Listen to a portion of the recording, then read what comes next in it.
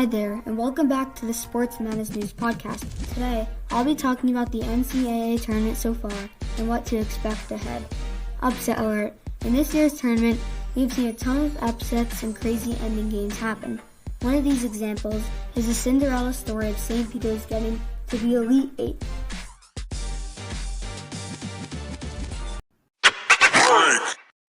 The farthest the 15 seed has ever made it to a March Madness was the Sweet 16, which was the record held by Florida Gulf Coast in 2013 and Oral Roberts last year.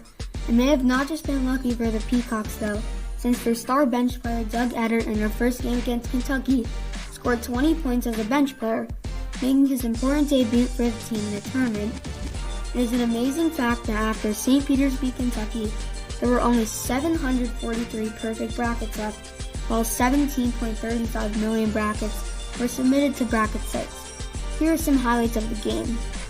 Following him, Eddert takes it in on Mintz. The banker, no. Follow, it goes. Oh, I love that tiny bit of 5 points. We're tied at 17.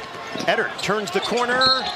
It goes, and a foul. That ball died sure on did. the rim and went through. He comes around the corner to St. Peter's players. They can all handle the basketball. Look at that. Eddert just made the big three. The drive. Push shot. Oh! Rolls in. What a get something going towards the basket if you can find it. Eddert, jumper. Yes, sir. Oh, three. We're tied. He's built in overtime, 8 of 10 at the free throw line. Kentucky 1 of 6. He nails a pair. Wow. 7 seconds left. Wheeler gives it up. Brooks, the jumper. No good. You can feel the madness. St. Peter's.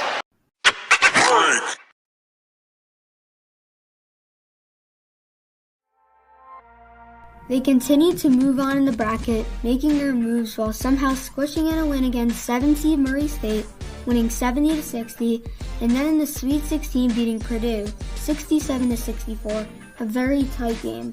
Unfortunately, they lost to North Carolina 69-49 as the blazing hot Carolina team smashes right through them.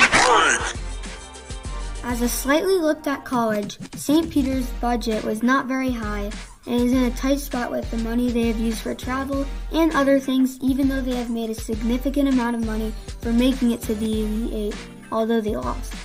Michigan also had a few nice upsets going into the tournament as an 11 seed. They beat Colorado State in the first round, taking advantage of Hunter Dickinson, Michigan's big guy for the year, scoring 21 points throughout the game. Michigan was supposed to win when the game had started, with a 73.3% chance of winning after gaining the tip-off when starting the game. With the help of Frankie Collins scoring 14 and Eli Brooks scoring 16, Michigan was able to take the lead after the game momentum turned to Colorado State around the 8-minute mark in the first half. They won 75-63.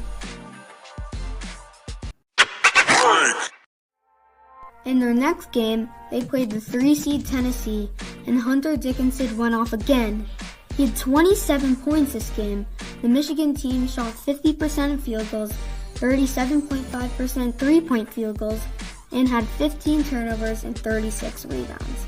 With great performance, the Tennessee team wasn't able to hold Michigan back. Although they were on a good streak, they lost to Villanova in the Sweet 16, while Villanova had the knowledge that they needed to stop Hunter Dickinson to win the game.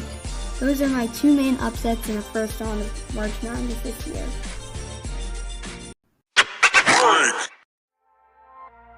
About 160 brackets were perfect after the whole first round, and now let's get to the second round. In the second round, the teams left were Gonzaga, Memphis, New Mexico State, Arkansas, Notre Dame, Texas Tech, Michigan State, Duke, Baylor, North Carolina, St. Mary's, UCLA, Texas, Purdue, Murray State, St. Peter's, Arizona, TCU, Houston, Illinois, Michigan, Tennessee, Ohio State, Villanova, Kansas, Creighton, Richmond, Providence, Iowa State, Wisconsin, Miami, and Auburn. Although this is still a lot of teams, It started with 68 teams and is now just 32. The round of 32 has been a very interesting one. One of the most looked at games in that round is the UNC Baylor game. UNC is an 8 seed and Baylor is a 1 seed. The overview of the game is that Baylor was losing by about 25 points halfway through the second half of the game. With the help of R.J. Davis scoring 30 points, UNC kept Baylor from ruining their streak. The game went into overtime, but UNC ended up winning 93-86. Coming into the Sweet 16, we've got these teams left: Gonzaga, Arkansas, Texas Tech, Duke, North Carolina, UCLA, Purdue, St. Peter's, Arizona, Houston, Michigan, Kansas, Providence, Iowa State, and Miami. The first thing I want to point out is that one of the matchups in this round is Miami versus Iowa State. I think that this is a weird situation because it is odd to have the low-ranked teams in a Sweet 16. The highest seed to make it to the Final Four is an 11 seed. This year, the teams are very challenging to beat, but it looks like Iowa State and Miami are going to be fighting for their lives. They did just that. Miami ended up beating Iowa State 70-56, sending Miami to the first ever Elite Eight. It didn't last long though, since they ended up losing to Kansas in the Elite Eight, 76-50. It was an interesting game though. Miami was actually in the game, but they just couldn't stop the outstanding number 1 seed Kansas. Miami had a chance, but just couldn't hold on to Kansas, with Ochai Agbaji scoring 18 points, and also David McCormack scoring 15, helping in the efforts of leading Kansas to the Final Four and seeking beyond. Another thing to touch on is that out of the 8 Elite 8 teams, 3 were from the ACC. Many people said that the ACC was the weakest conference. Meanwhile, they have more teams than any other conference in the Elite Eight. Those teams are North Carolina, Duke, and Miami, who got knocked out this round.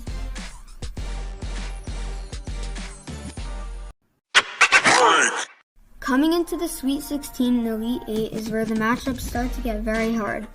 Teams left in the Elite 8 are Arkansas, Duke, North Carolina, St. Peter's, Houston, Villanova, Kansas, and Miami. A very close game in the Elite 8 was the Gonzaga versus Arkansas game.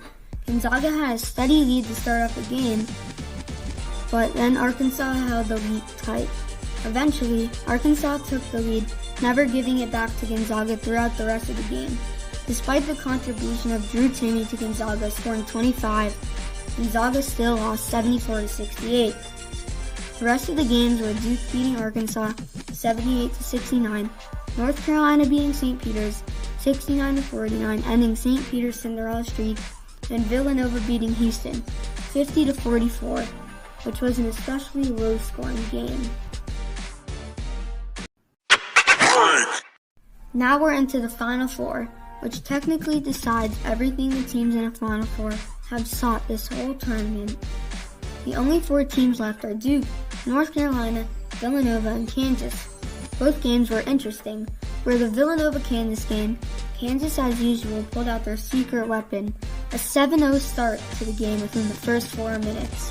Villanova never caught on as they were hanging on by a thread the entire game. The final score was 81-65 Kansas. On the other side of the bracket, we have Duke and North Carolina. We're talking about huge rivals before, and this will be the first time Duke has ever played in the March Madness game against North Carolina, and the same for North Carolina. The game would take place at Caesars Superdome in New Orleans. This was both teams' nightmare, mostly Duke though.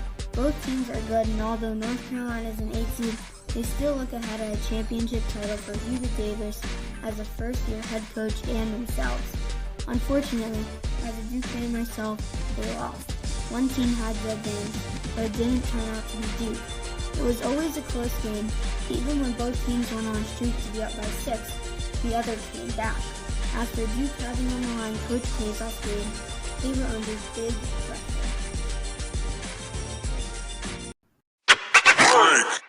Duke had the momentum but lost it in the end, losing 81-77. So there it is.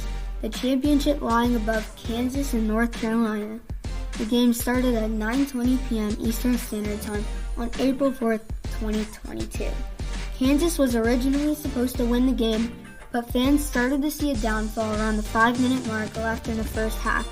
At halftime, Kansas was losing by 15, 40-25. The largest deficit in a championship for teams that won was Loyola Chicago versus Cincinnati in 1963.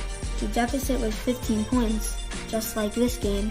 Meanwhile, Kansas was losing by a maximum of 16, breaking the record in 15 at halftime. It was basically tied with a minute and a half left in the game, with a score of 70-69, Kansas winning. David McCormack came in clutch with 2 ending baskets. The first that got the score is 70-69, and the next 72-69. North Carolina just couldn't do anything about it. Caleb Love ended up taking the final 3-point shot with about 3 seconds left, but fell very short, resulting in another Kansas championship game win, which tallies up to 4 national championships in school history.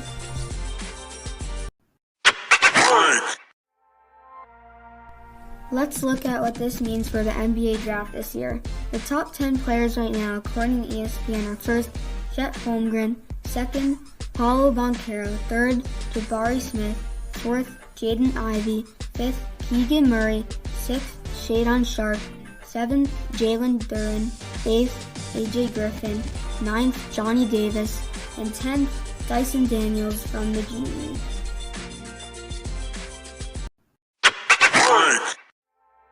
That's going to wrap up today's episode. Thank you for listening, and Eli's out.